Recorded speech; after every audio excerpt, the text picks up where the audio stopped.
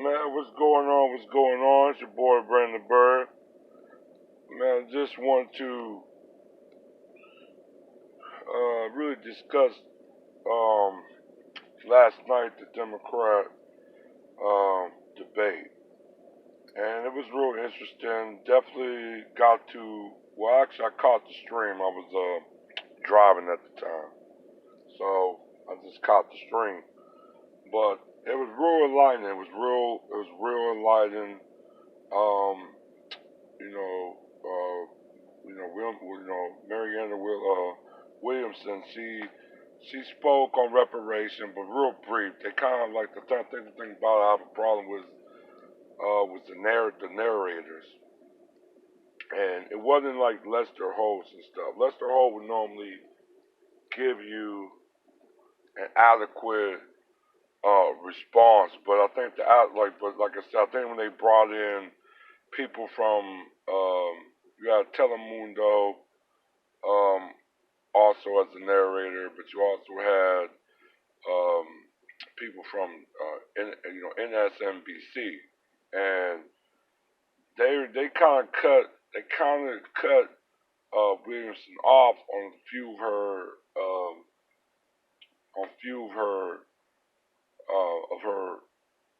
answers that she was trying to give and give out what she's really running for and what she was discussing. I think and she handled it pretty good. I like the her when she really came out with the health care. It's basically you get sick health care. You get sick, they pay for you, and then the costs just get passed down. She was very true in that regard because that's basically what our health care is. Also, she talked when they talk about the crime. She also mentioned there's a racial wealth gap, and it needs to be a form of reparation to offset the balance of it in an economic way. I think the narrator as well as some of the candidates, they was trying to avoid the reparation question. Um, Now Kamala would caught my attention. Shout out to my man Tony Antonio, but what caught my connection was Kamala Harrison when she kind of piggybacked the reparation remark from Williamson. She started talking about her life as a child being bused, but she lived in a predominantly white neighborhood, and this is like this is like coming like almost after civil rights. So this is when integration um, was already somewhat trying to be enforced. But yeah, she also was talking about integration. Then she tried to tag Biden. She said Biden, but you're not racist. Then then you accuse them of being with people that was pushing for segregation, and that to me she contradicted herself. And in a way too, she tried to mask herself a you know under Black American ADOS of life at that moment. And clearly that was a fraud because she left in fourth grade. She did not complete her elementary education, her junior high education, and she didn't even complete her high school education in the United States. She left in the fourth grade. So for her to even come with that remark about um, busted and we were teased and that I mean one she lived in a white neighborhood. One thing she wasn't really um, as being her mom being Indian, and yeah, there were maybe certain form or certain maybe of racism in a way, but it's not really was racism if you was really deemed and classified as being a black person in the United States. So her whole masking of the busing was kind of was very false in a way to me. It was very fake. Um, as well, they were talking about climate change, and they were talking about immigration, like the last night. I think the Democrats failing to understand the Hispanic population don't vote in a unison. They don't really vote. They really don't vote in a unison way of being one agenda. I know some people believe that, oh, you're Hispanic. Not the case. Puerto Ricans and Cubans have really no disregards of immigration because they already have a citizen status already. Cubans with asylum from being coming from a communist country, and Puerto Rico as being United States citizens, as being a United States territory. Um, Now most Mexicans Americans, yeah, even though there is some that came over the border, you have many that came that already been here for countless of generations. That's been from the American Mexican War to now.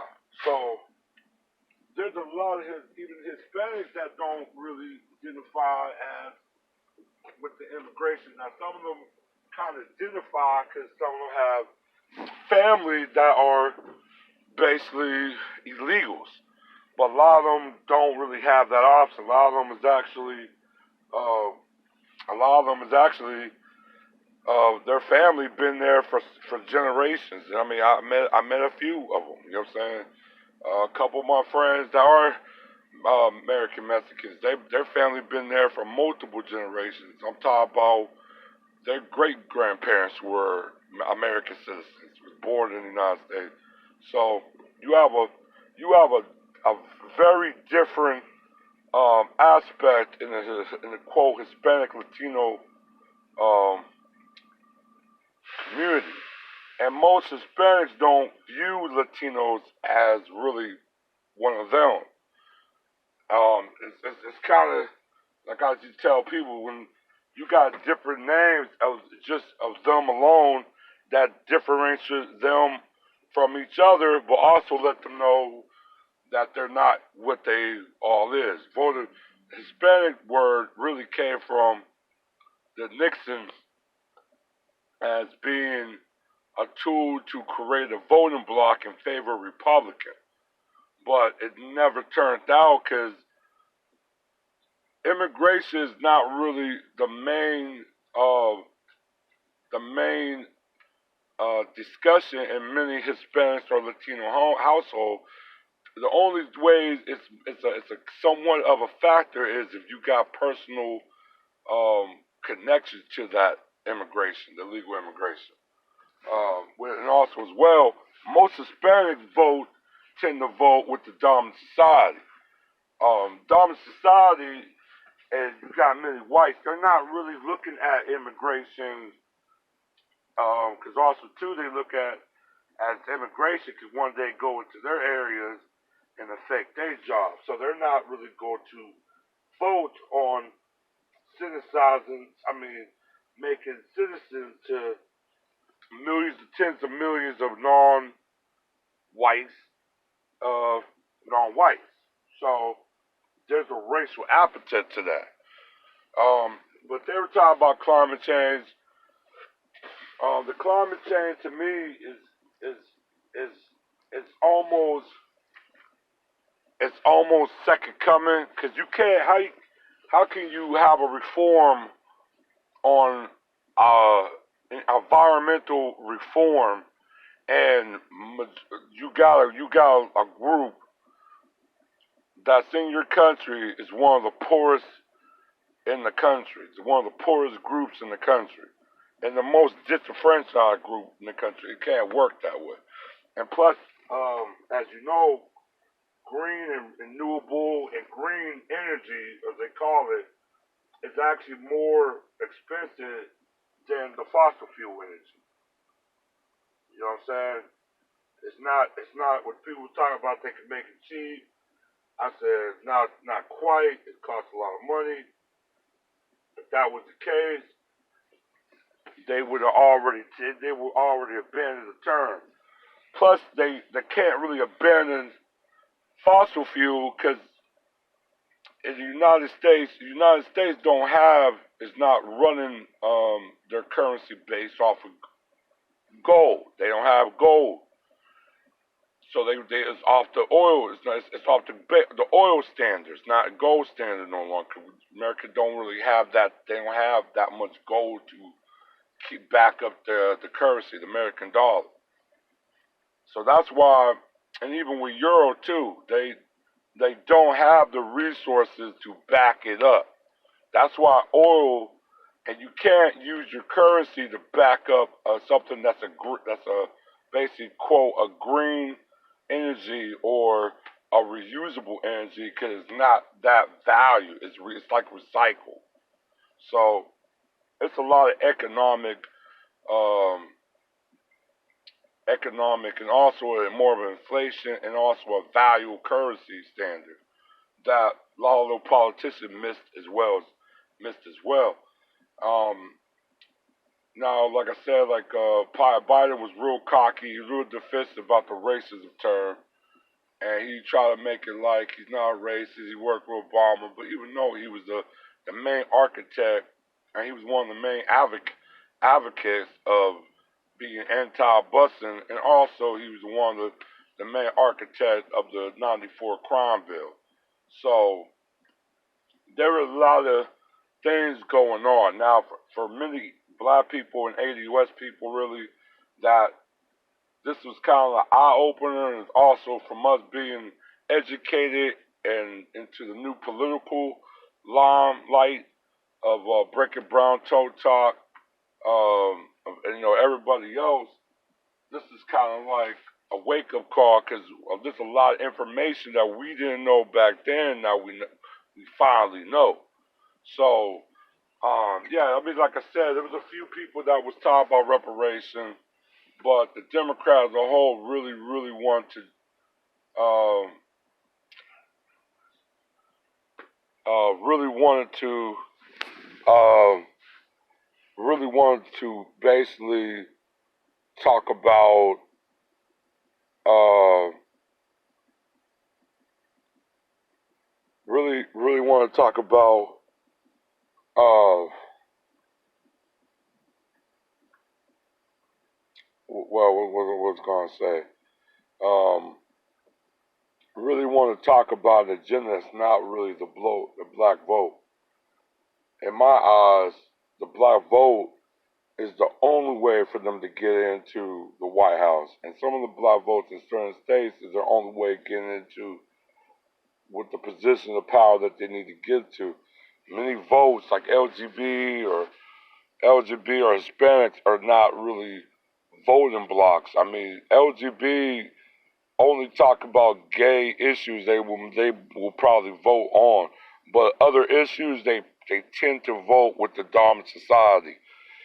Voting Hispanics, they tend to vote themselves as white and not really other, and they don't view a lot of other groups that's in the same hemisphere of Spanish speaking or even just in the Latino sphere as one of their own as well. They don't identify as that.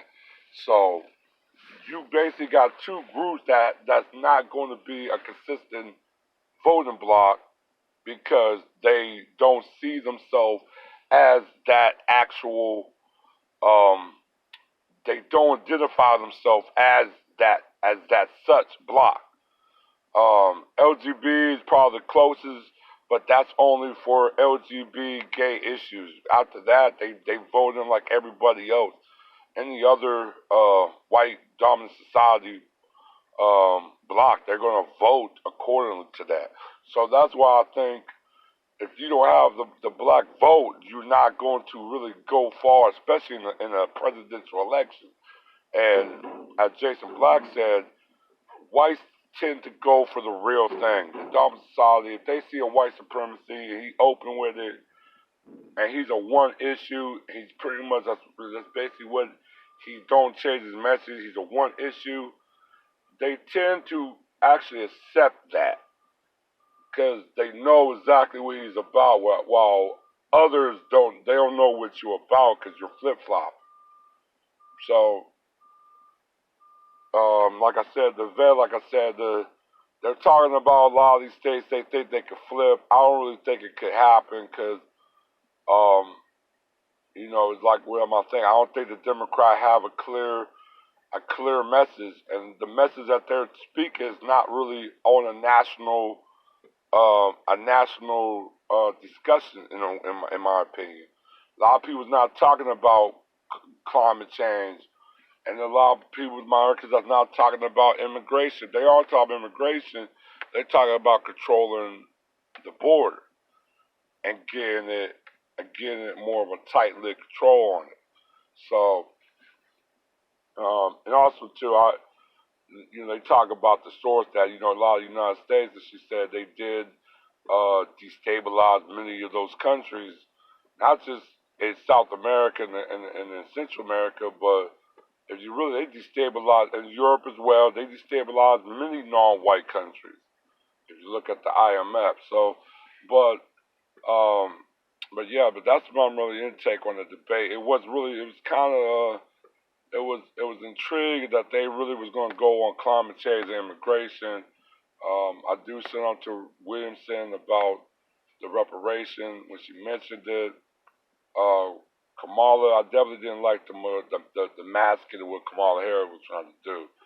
Um, but I also probably the only critique of Williamson, she liked to use a reference of love to counteract with Trump message of hate. But I don't really, in America, there's no such thing as love to me. I think that's a nonchalant word. It's a word that really have no meaning. I know when people say love, it's more something of an essence that they kind of need, like an addiction or something like that. But yeah, that's my intake about the debate and everything. I feel, to me, as being an ADUS or black person, we might have to really, really exercise our voting power because the Democrat, to me, is leaving us behind. They're trying to attempt to leave us behind and go to other groups as the Hispanic Latino group because they feel that they could be the group to carry. Even though that never was the case, they've been depending on that Hispanic group, Latino group for decades, and it never ever came through. So, like I said, Hispanics and all them tend to vote with the dominant society. So we're definitely we're going to see if this Hispanic group do come to fruition, even though that they don't look at each other the same. And I told people, ICE and the Border Patrol is made up majority of Hispanics. So that's like a catch-22. So that's my intake right there about what's going on with the debate and everything. But yeah, I'll definitely get with you guys real soon. All right.